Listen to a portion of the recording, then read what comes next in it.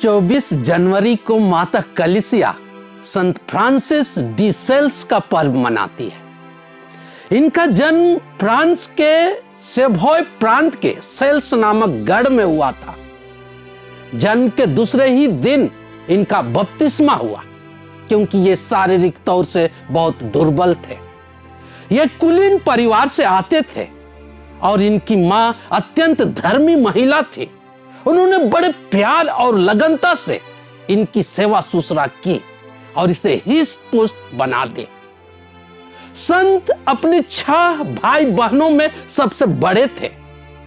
मां का संरक्षण और अच्छी देखभाल होने के कारण ये कुशाग्र बुद्धि वाला व्यक्ति बने। अपनी सभी प्रारंभिक पढ़ाई लिखाई बड़ी आसानी से की और हर तरह की ज्ञान में बढ़ते गए।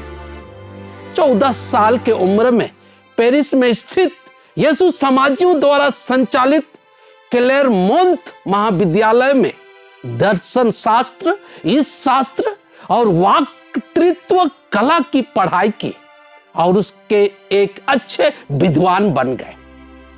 इतना होने पर भी उनमें दुनियादारी और घमंड रत्ती भर नहीं थी। अपने जीवन को प्रभु के लिए समर्पित कर देने की एक अजीब लालसा रहती थी। अपने पिताजी की इच्छा पूरी करने के लिए नहीं चाहते हुए भी उन्होंने नाच गान, घुड़सवारी और तलवारबाजी की कला सीखी। अपनी आध्यात्मिक प्यास को शांत करने के लिए खुद से सदा ब्रह्मचार्य रहने का संकल्प लिया और अपने को माता मरियम के संरक्षण में समर्पित कर दिया। 24 साल की आयु में वे पदुआ गए और कानून की पढ़ाई की और उसमें आचार्य की उपाधि पाई। इतना होने के बाद उन पर पिताजी द्वारा विवाह करने का दबाव पड़ने लगा। उन्होंने उनके लिए एक जमींदार की सुंदर कन्या भी खोज रखी थी, पर फ्रांसिस उस कन्या को साफ शब्दों में अपने भावी जीवन के मकसद को बताकर स्पष्ट किया कि वह एक पुरोहित बनना चाहते हैं। इससे उनके पिताजी बहुत नाराज हो गए, परंतु अपने सुंदर सौम्य आचरण से अपने पिताजी का दिल जीत लिया और उससे पुरोहित बनने की अनुमति ले ली और एक पुरोहित बने। पुरोहित बनना उनके जीवन का एक बहुत बड़ी ख्वाहिश थी। अतः पुरोहित बनते ही वह यह संकल्प लिया कि इस जिम्मेदारी को वह बड़ी ईमानदारी और लगनता के साथ पूरा करेगा और जीवन भर उस समर्पण में वे बने रहे। प्रवचन देने, पाप स्वीकार सुनने और आध्यात्मिक सलाह देने में संत फ्रांसिस को बहुत आनंद और संतुष्टि मिलती थी। गरीबों के प्रति वे बहुत नम्र व्यवहार करते थे। बड़े विद्वान होने का दिखावा वे कदापि नहीं करते और अपना उपदेश लोगों के मानसिकता और जरूरतों के आधार पर सरल भाषा में देते थे। अतः इसका प्रभाव सुनने वालों पर खूब पड़ता था। उनके प्रवचनों को सुनने के लिए लोग दूर दूर से आते थे।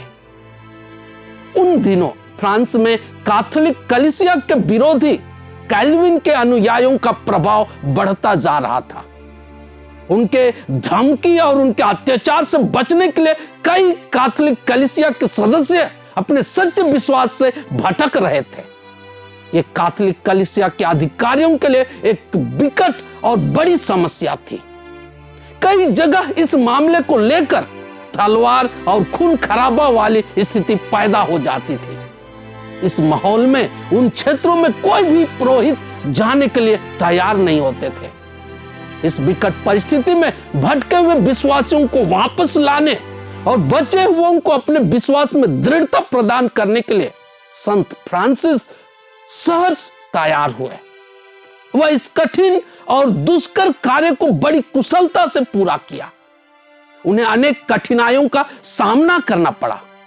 कई बार वे उनके लिए मरण संकट वाली स्थिति पैदा हुई, पर ईश्वर पर दृढ़ विश्वास और उसी के काम करने के कारण चमत्कारिक ढंग से वे बच निकले। अपने प्रभावशाली प्रवचन और अदम्य साहस का परिचय देते हुए हजार भटके हुए कैथोलिकों को सच्चे विश्वास में वापस लाए। वे कहा करते थे, मुझे आदमियों की अपेक्षा भगवान पर अधिक भरोसा है। वे अपने शत्रुओं को प्रेम पूर्ण और नम्रता व्यवहार से प्रभावित किया। उनके इस भले और जोखिम भरा काम को प्रभावशाली ढंग से निभाने के कारण वे जेनेवा के धर्माध्यक्ष बनाए गए। अपने इस जिम्मेदारी को बड़ी नम्रता से पूरा किया। उनका अधिकांश समय विश्वासियों के आध्यात्मिक उन्नति के कार्यों में बीतता था। पाप स्वीकार सुनने और प्रवचन देना उनके मुख्य काम होते थे। उन्होंने हर पल्ली में धर्म शिक्षा का प्रबंध कराया। उनकी उदारता, परोपकारिता, नम्रता और सरलता का कोई जवाब नहीं था। यह सद्गुण कई लोगों को प्रभावित किया और उनके सच्चे विश्वास में वापस होने और रहने की दृढ़ता प्रदान की। 55 साल की आयु में संत फ्रांसिस डी सेल्स का देहांत हुआ। सन 1662 ईस्वी में धन्य घोषित हुए और 1665 ईस्वी में वे संत और कलीसिया के आचार्य नियुक्त किए गए।